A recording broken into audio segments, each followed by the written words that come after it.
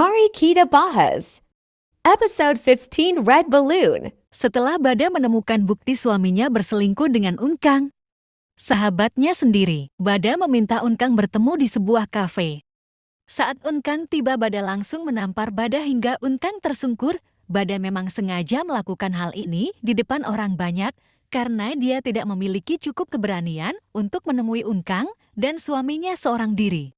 Tanpa Bada jelaskan, ternyata Bada sudah tahu kesalahan apa yang telah dia perbuat.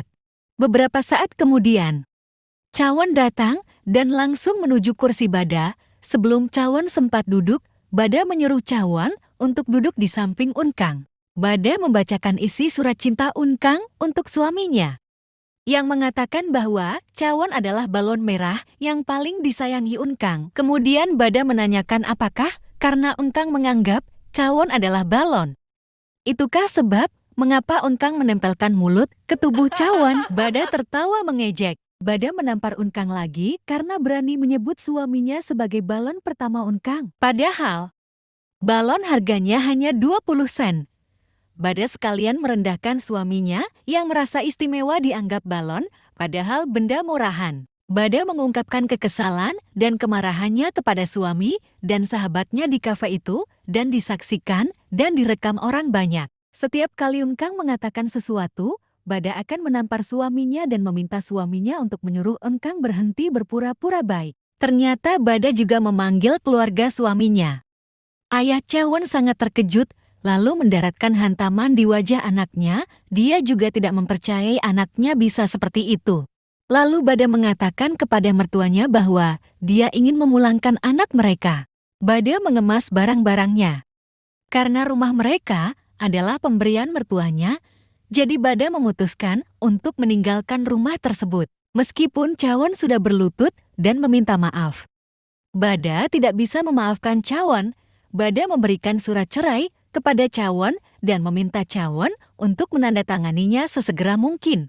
Bada juga mengatakan satu-satunya alasan mengapa dia tidak meracun Cawon itu karena Cawon ayah kandung Mipung. Unkang menemui Bada dan mengatakan permintaan maaf. Tetapi Bada sangat kecewa karena mereka telah saling kenal selama 20 tahun. Bada mengatakan jika Unkang merasa pantas menjadi istri yang baik dan ibu yang baik untuk Mipung, dia persilahkan hidup dengan Cawon. Bada mengatakan dia telah membuang Cawon. Jika suka maka Bada persilahkan untuk mengambilnya di tong sampah. Unkang juga mendatangi rumah Cawon. Ternyata dia juga mendapatkan penolakan di sana. Ibu Cawon mengatakan pasti Unkang yang merayu anaknya. Setelah Unkang pergi, ibu Cawon mengatakan Unkang tidak tahu diri. Harusnya jika ingin selingkuh, Cawon harus mencari wanita yang lebih baik. Ibu Cawon mengatakan mereka memperlakukan Unkang dengan baik bukan karena mereka menyukainya, tapi karena mereka hanya menjadikannya babu seperti yang dilakukan Bada. Cawon dan Bada mengantarkan surat pengajuan perceraian mereka ke pengadilan.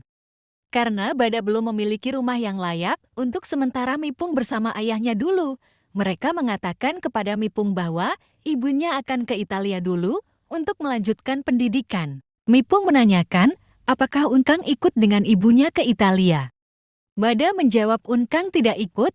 Mipung menjawab dia akan baik-baik saja jika Unkang ada bersamanya.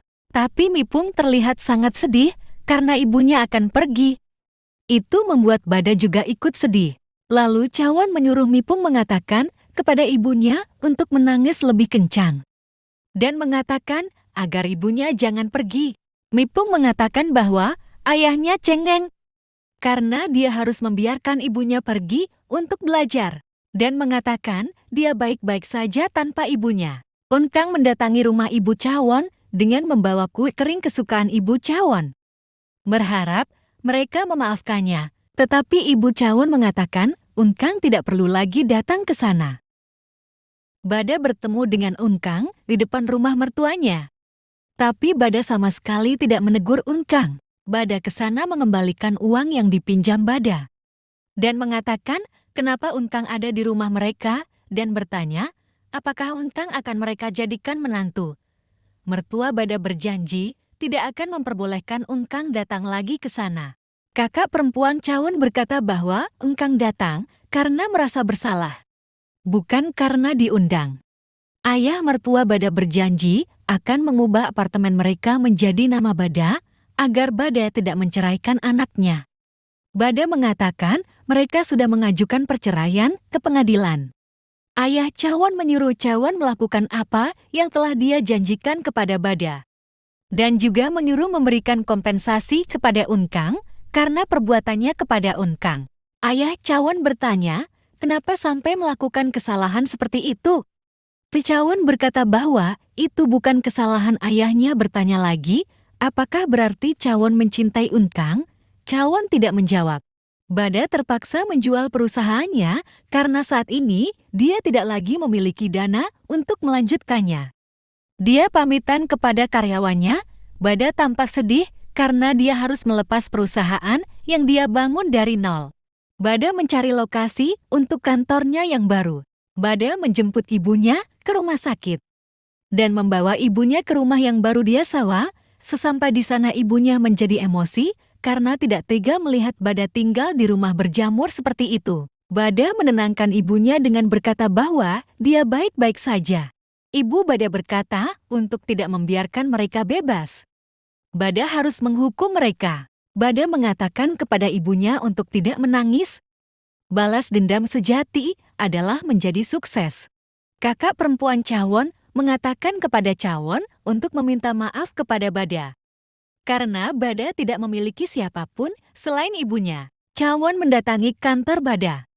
Kantor tersebut sudah kosong.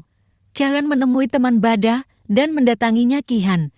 Hasilnya tetap nihil, dia tidak menemukan keberadaan Bada. Bada mengambil sisa-sisa barangnya ke rumah mereka dan menatap kamar Mipung dengan wajah sedih. Ketika Unkang akan ke rumah Cawon, dia melihat Bada keluar dari sana. Unkang mengisi kulkas, merapikan baju, dan membersihkan rumah Cawon. Sebelum kepergian Bada, Unkang memang sering melakukan hal itu karena Bada tidak pernah punya waktu. Bada sedang mendatangi konsumen VIP. Keluarga ini memang sudah mempercayakan desain perhiasan mereka kepada Bada. Ternyata malam itu hujan. Bada melewati hujan dengan menutup kepalanya dengan sal. Sesampai di rumah, tanpa sadar, dia memanggil Unkang untuk mengambilkan handuk untuknya.